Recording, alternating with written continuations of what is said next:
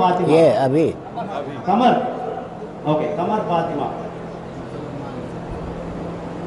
आपको मेरा प्रणाम। मेरा नाम कमर फातिमा है। मेरा सवाल ये है कि सब लोग कहते हैं कि भगवान की इच्छा के बिना पत्ता भी नहीं हिलता, तो ये जो मानव जाति है इतने पाप क्यों करते हैं? क्या इसमें भगवान की इच्छा है या नहीं? स्पष्ट कीजिए। बहुत अच्छा प्रश्न किया।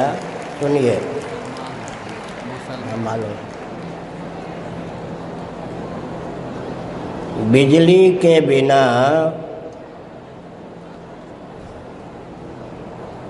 बिजली से जितने यंत्र संचालित होते हैं एक भी संचालित नहीं हो सकते, लेकिन बिजली से किस प्रकार का कार्य हो उसमें पृथक पृथक यंत्र की अपनी क्षमता भी सन्निहित है। हीटर, कूलर, ये सब यंत्र हैं। माना कि विद्युत के बिना ये नहीं चल सकते हैं, पत्ता तक नहीं हिल सकता के समान ये चल ही नहीं सकते हैं। लेकिन कहीं गर्मी की प्राप्ति हो जाती है, कहीं सर्दी की प्राप्ति हो जाती है।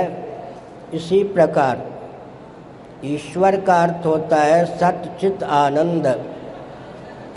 सुनिए, तामा नामक धातु ने इस पात्र का रूप, बर्तन का रूप धारण किया है।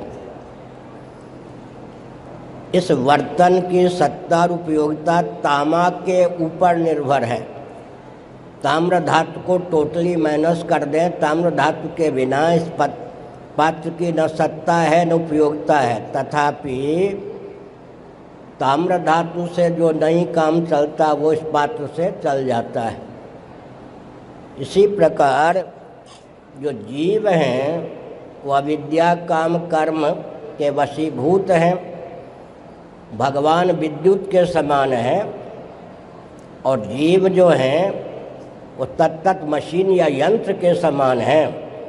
भगवान की सत्ता, चेतना शक्ति, ज्ञान शक्ति के बिना तो कुछ भी अपने अस्तित्व की उपयोगिता की सिद्धि करने संभव नहीं है।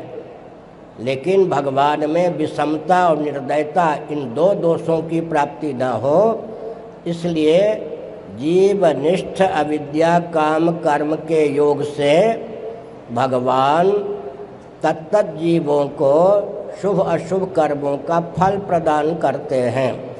तो विद्युत की उपयोगिता और विद्युत से संचालित यंत्रों की अपनी पृथक से कैपेसिटी या क्षमता, दोनों पर ध्यान देंगे तो उत्तर स्पष्ट हो जाएगा। आपने बहुत अच्छा खुदा का नाम नहीं लिया, भगवान का नाम लिया, मुबारक। गट्टी सपोर्ट ఒకసారి కొట్టండి గట్టిగా।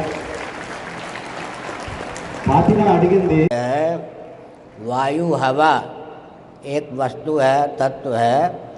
पूर्व, पश्चिम, उत्तर, दक्षिण, ऊपर, नीचे, आग्नेय इत्यादि कोण, जिसको कहते हैं दिक् प्रभेद, इनकी चमत्कृति है कि वायु को वर्षा का या रूप, आंधी का रूप दे दें या लू का रूप दे दें।